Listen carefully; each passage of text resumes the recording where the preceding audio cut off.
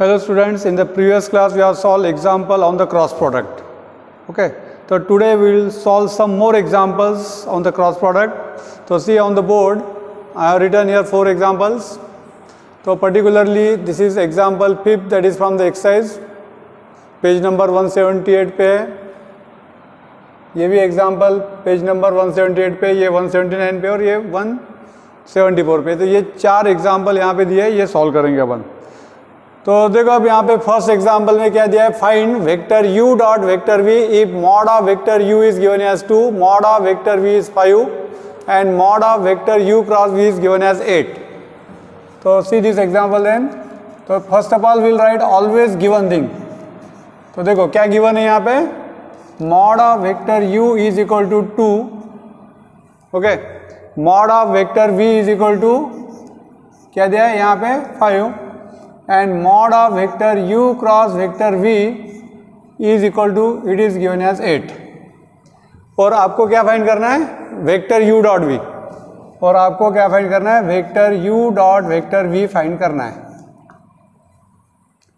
अब देखो अगर आपको vector u dot v find करना है तो क्या चाहिए. अब देखो अब इसकी डेफिनेशन आपको मालूम है, तो आप चाहे तो पहले फॉर्मूला लिख सकते हैं. वी नो दैट क्या है, vector u dot vector v is equal to क्या होता है, mod of vector u mod of vector v इनटू क्या आता है यहाँ पे कॉस ऑफ थीटा. देखो इसको ले लेते हैं इक्वेशन 1. यानी इसका मतलब आपको क्या चाहिए यहाँ पे, मॉड ऑफ वेक्टर u, देखो ये गिवन है, mod of vector v it is also given. अब यहाँ पे कॉस थीटा नहीं दिया है. अब कॉस थीटा नहीं दिया है तो कॉस थीटा कैसे फाइंड करेंगे अपन. अब तो देखो यहाँ पे एक additional thing, this is given, mod of vector u cross v दिया है इज इक्वल टू 8. तो डेफिनेटली क्या करना पड़ेगा आपको, इसका यूज करके आपको कॉस थीटा की वैल्यू फाइंड करना पड़ेगा. तो वहां पे क्रॉस प्रोडक्ट दिया है, तो ये भी आपको मालूम है. क्या मालूम है, वी नो दैट, डायरेक्टली आप फॉर्मूला लिख सकते हैं. कौन सा फॉर्मूला है, sine theta is equal to क्या होता है, mod of vector u cross vector v divided by yes mod of vector u into mod of vector v. अब देखो आपको साइन थीटा के लिए फॉर्मूला मालूम है क्योंकि क्रॉस प्रोडक्ट से रिलेटेड है, और साइन थीटा है तो उससे कॉस थीटा फाइंड कर सकते हैं. वैल्यूज मालूम है, पुट कर दो. क्या दिया यहाँ पे 8 है, मॉड ऑफ u कितना दिया है 2 है, और मॉड ऑफ v कितना दिया है 5 है. यानी ये आ जाएगा यहाँ पे, ये कैंसिल हो जाएगा, यानी क्या आ जाएगा 4/5. तो देखो यहाँ पे साइन थीटा की वैल्यू क्या आ रही है 4/5. तो आपको क्या फाइंड करना है, कॉस स्क्वायर थीटा फाइंड करना है. तो वी नो दिस फॉर्मूला, क्या फॉर्मूला है, we know that cos square theta is equal to 1 minus sine square theta.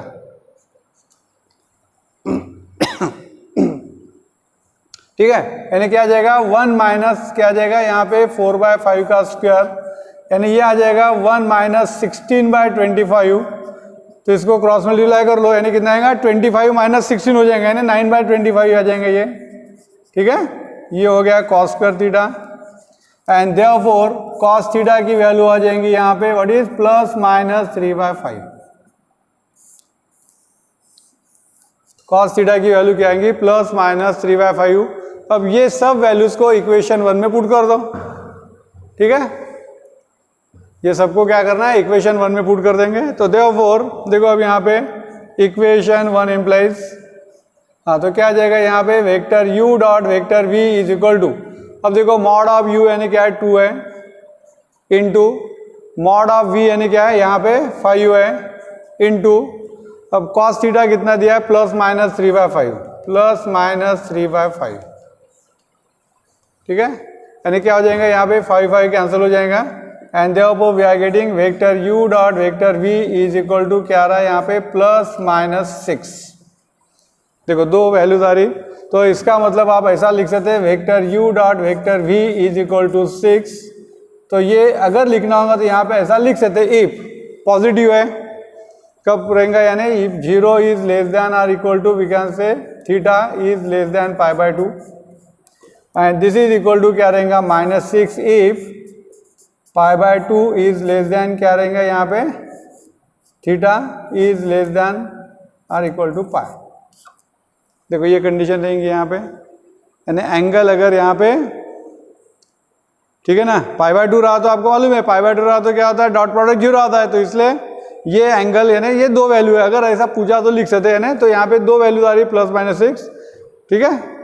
तो आपको मालूम है कि अगर एंगल 0 to π/2 के बीच में तो डॉट प्रोडक्ट क्या रहता है, पॉजिटिव। निगेटिव कब रहता है, अगर एंगल यहाँ पे π/2 और पाई के बीच में, यानी इसका मतलब यहाँ पे एंगल क्या हो गया, फर्स्ट क्वाड्रेंट में हो गया, और यहाँ पे एंगल क्या हो गया, सेकंड क्वाड्रेंट में हो गया, यानी ठीक है। तो ये हो गया। देखो इंपॉर्टेंट एग्जांपल है। Exactly in the same manner we can solve example second of this one. देखो ये फर्स्ट हो गया, फिफ्थ में का है, ये फिफ्थ में का फर्स्ट एग्जांपल हो गया। सेकंड एग्जांपल में क्या करना है, अब उल्टा दिया है। क्या करना है आपको, mod of vector u cross v find करना है। If mod of vector u is equal to 10, mod of vector v is equal to 2 and vector u dot vector v is equal to 12। मेरे ख्याल से आप you can do it. अब कैसा करेंगे इसको, अगर सॉल्व करना है तो पहले अब देखो यहाँ पे, अब आपको मालूम है वेक्टर u क्रॉस v अगर आपको फाइंड करना है तो u क्रॉस v में डेफिनेटली क्या रहेगा, mod of u mod of v बराबर है, और sine theta into n cap. तो मॉड लेंगे तो जैसे आपको साइन थीटा की वैल्यू फाइंड करना पड़ेगा। तो आपको मालूम है u डॉट वी से आपको क्या मिलेंगे, देखो u डॉट वी में अगर पुट करेंगे तो आपको कॉस थीटा की वैल्यू मिलेंगी, उससे आप साइन थीटा की वैल्यू फाइंड करो और फिर इसका यूज करके आप इसको सॉल्व कर सकते हैं। तो ये second example, this is for homework, ठीक है, कर लेना उसको। हाँ, तो इसके बाद में देखो आप,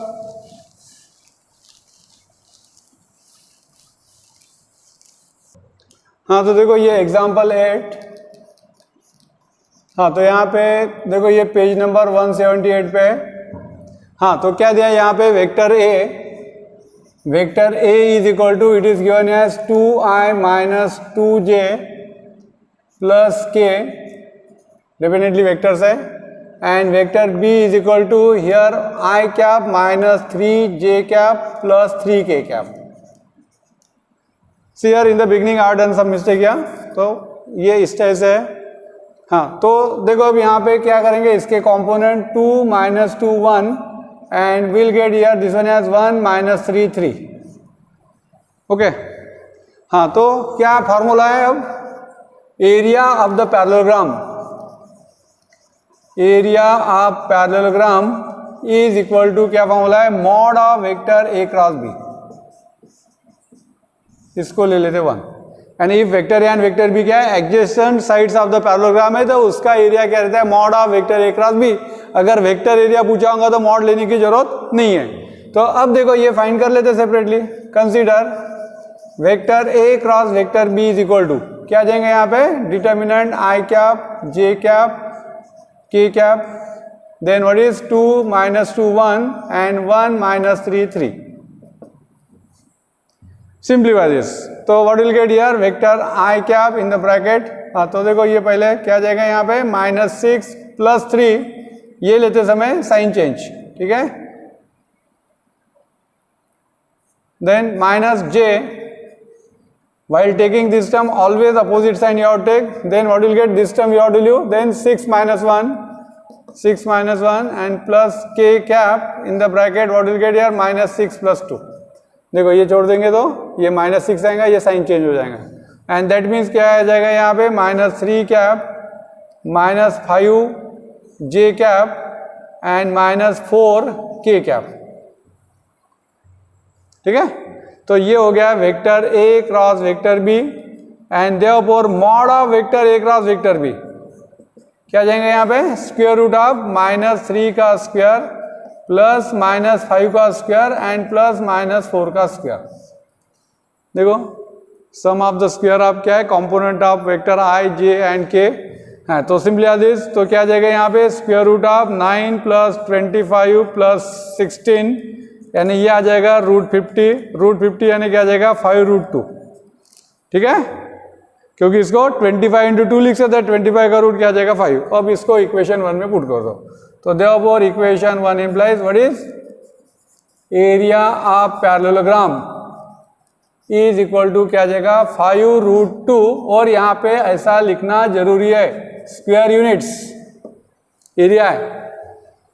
अब इसमें कैसा रहता है कि पेपर में जो वैल्यूएशन करते समय अगर ये अबो 90% वाला पेपर होगा तो अगर आपने ये नहीं लिखा तो आपका 1 मार्क कट जाएगा स्क्वायर यूनिट पे। अब जस्ट ऑर्डिनरी इसमें ठीक है, चलो कंसीडर कर लेते, पासिंग मार्क मिल रहे उसको तो कंसीडर कर लेते, मगर पर्टिकुलरली अबो 90% वाले के केस में, 90% बोलो या 80% के अबो वाले केस में, यहाँ पे अगर आपने स्क्वायर यूनिट नहीं लिखा तो मार्क कटता है हमेशा, ये यूनिट लिखना जरूरी है। ठीक है, तो ये हो गया देखो एरिया ऑफ द पैरेललोग्राम। उसके बाद में देखो अब 10th एग्जाम्पल है।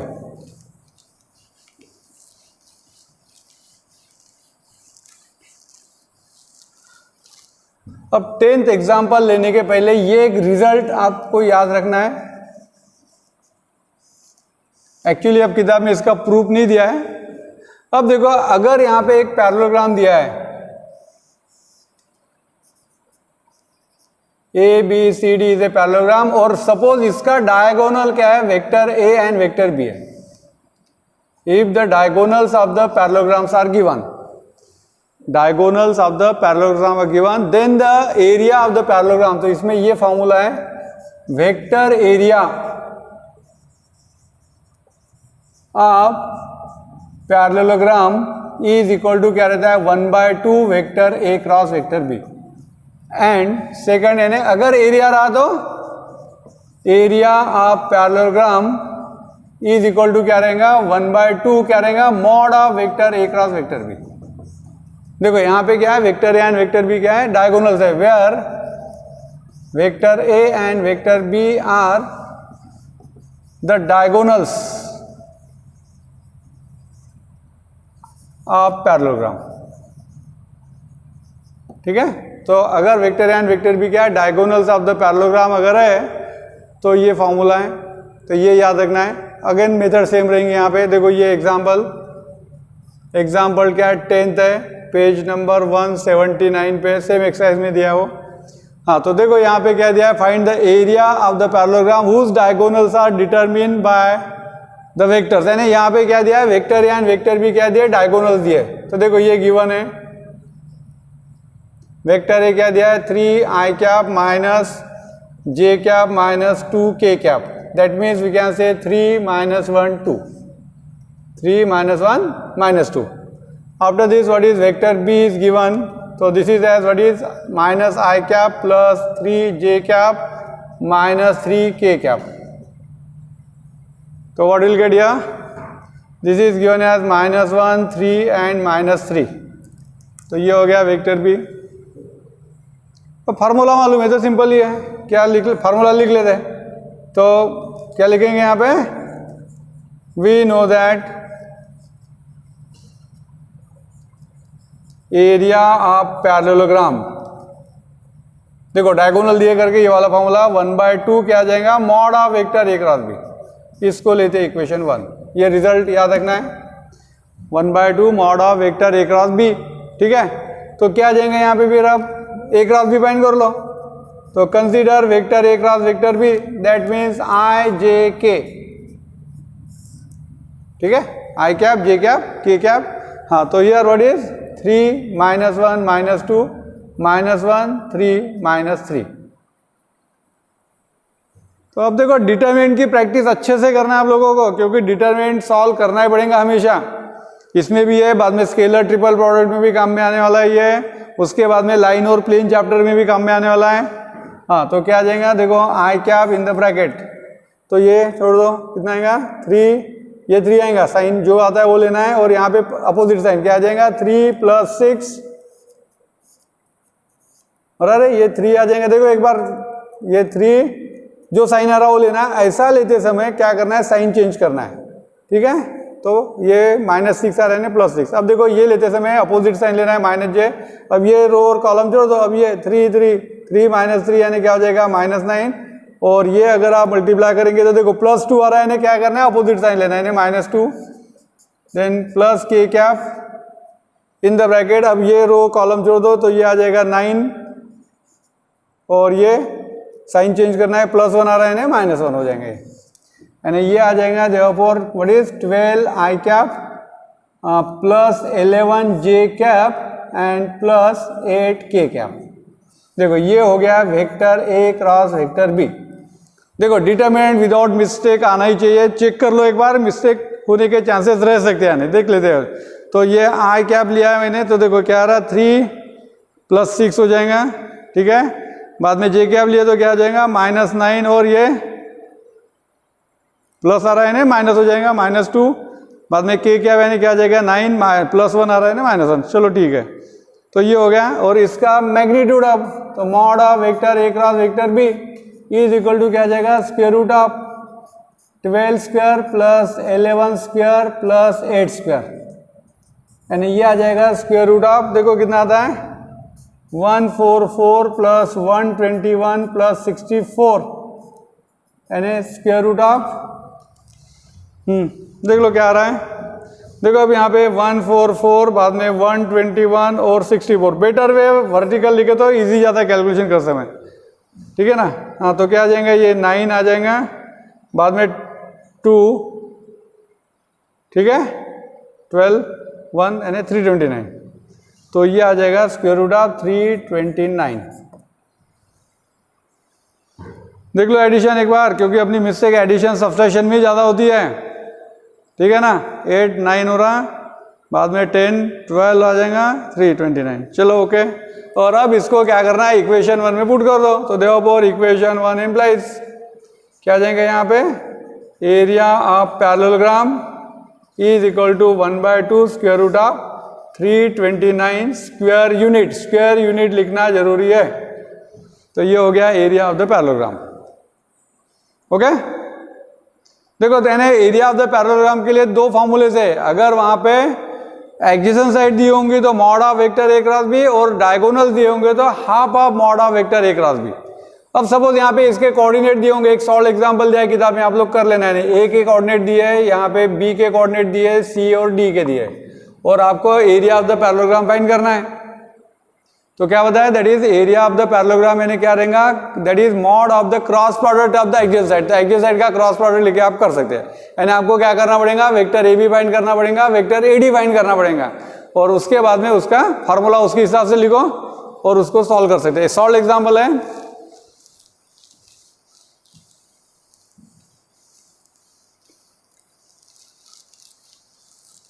हाँ तो देखो लास्ट एग्जाम्पल। अब ये डायरेक्ट एग्जांपल है क्योंकि आपको फॉर्मूलेज मालूम रहे तो आप इजीली कर सकते। देखो find the area of the triangle with the vertices. तो देखो यहाँ पे ये एग्जांपल 6 है, पेज नंबर 174 पे। मेरे ख्याल से सॉल्व एग्जांपल है, इस टाइप का अनसॉल्व नहीं दिया था इसलिए मैंने सॉल्व वाला लिया है। हाँ तो ये तो लेट अस टेक हियर क्या करते हैं कोऑर्डिनेट, सपोज पहले कोऑर्डिनेट को ए ले लेते हैं, क्या जाए यहाँ पे 1 2 0। सेकंड बी ले लेते हैं, बी के कोऑर्डिनेट क्या है 1 0 2 है, और सी के कोऑर्डिनेट लिख लेते हैं बड़ी 0 3 और 1। देखो यानी यहाँ पे क्या दिया vertices of the triangle ABC are given. तो आपको क्या फाइंड करना है area of the triangle find करना है। तो फार्मूला लिख लेते हैं। तो देखो क्या फार्मूला है यहाँ पे, वी नो दैट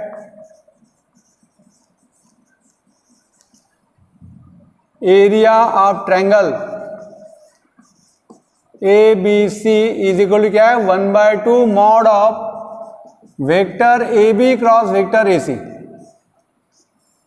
इसको लेते हैं इक्वेशन 1। अब देखो आप चाहे तो यहाँ पे vector A B cross vector A C ले सकते हैं, आप चाहे तो B A cross B C ले सकते हैं, आप चाहे तो C A cross C B. Initial point same लेना है बस, बाकी कुछ भी नहीं, ठीक है। तो अब देखो आपको यहाँ पे क्या करना पड़ेगा, अब ये फाइंड करना पड़ेगा vector A B. We know how to find vector A B, coordinates मालूम है, उसका पोजीशन वेक्टर लिख सकते हैं। Vector A C we know, cross product. अब देखो ओनली कैलकुलेशन वाला पार्ट है यहाँ पे। तो यहाँ पे क्या कर लेंगे अपन, position vector of point A क्या रहेंगे, चलो IJK में लिखने की जरूरत नहीं है, will write in terms of coordinates only, component only. तो position vector of point B क्या रहेंगे यहाँ पे 1 0 2 है, और position vector of point C is equal to 0 3 1। तो देखो क्या करेंगे vector A B, vector A B यानी क्या होता है position vector of point B minus position vector of point A. अब position vector of the point B यानी क्या है यहाँ पे 1 0 2 माइनस ए यानी क्या है 1 2 0। तो देखो क्या आ जाएगा यहाँ पे 1 माइनस 1 यानी 0 कॉमा, अब देखो 0 माइनस 2 यानी माइनस 2 कॉमा 2 माइनस 0 यानी क्या आता है 2। तो ये हो गया वेक्टर ए बी। देखो अब कैलकुलेशन का समय मिस्टेक नहीं होना चाहिए। उसके बाद में क्या करना है, वेक्टर ए सी, तो this is what, position vector of point C minus position vector of point क्या रहेगा ए। ठीक है, तो क्या सी के कोऑर्डिनेट्स कंपोनेंट क्या है, C position vector of point C यानी क्या है 0 3 1 माइनस ए यानी क्या है 1 2 0। देखो क्या आता है, क्या आ जाएगा यहाँ पे, देखो ये 0 माइनस 1 यानी क्या हो जाएगा माइनस 1, 3 माइनस 2 यानी 1, 1 माइनस 0 यानी 1। तो ये हो गया वेक्टर ए सी। ठीक है, एंड देयरफॉर क्या फाइंड करेंगे अपन, vector A B cross vector A C,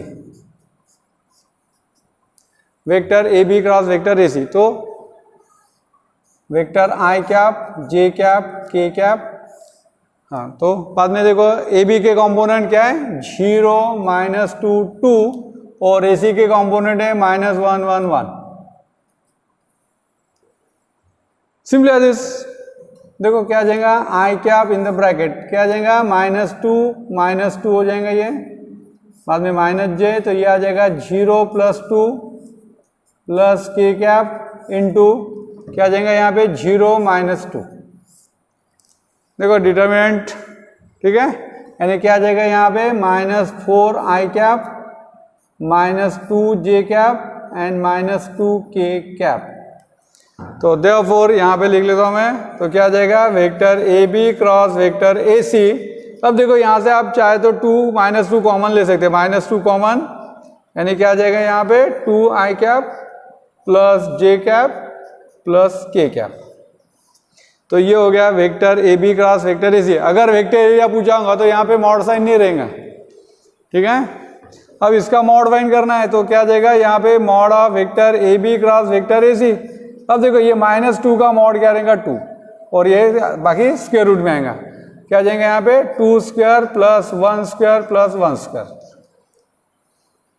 common term है तो ले लेना है ना, इजी जाता है कैलकुलेशन करते समय, बाकी कुछ नहीं है। तो ये आ जाएगा 2 इंटू रूट 4 प्लस 1 यानी ये आ जाएगा 2 रूट 6, ये आ जाएगा 2 रूट 6 और इसको इक्वेशन 1 में पुट कर दो। इक्वेशन 1 इम्प्लाइज क्या आ जाएंगे यहाँ पे, area of triangle A B C is equal to क्या आ जाएगा यहाँ पे 1/2 इंटू 2 रूट 6, तो कैंसिल हो जाएगा ये 2, तो ये आ जाएगा रूट 6 और यहाँ पे भी आपको क्या करना है स्क्वायर यूनिट लिखना है। तो देखो आज के एग्जांपल सीधे सीधे डायरेक्टली रिजल्ट से रिलेटेड है, यानी अगर आपको डॉट प्रोडक्ट के रिजल्ट मालूम है, क्रॉस प्रोडक्ट के रिजल्ट्स मालूम है, डिटरमिनेंट को सॉल्व करना मालूम है, तो आप बिल्कुल इजीली कर सकते हैं। यानी ऐसा कुछ भी प्रॉब्लम नहीं, कुछ भी ऐसा ट्विस्टेड वाले एग्जाम्पल नहीं है, सीधे सीधे एग्जाम्पल्स है। ठीक है, तो चलो ठीक है, तो in the next lecture again will take some example, in that we'll find direction ratios and direction cosines of the perpendicular line to the given lines by using definitely cross product. ठीक है।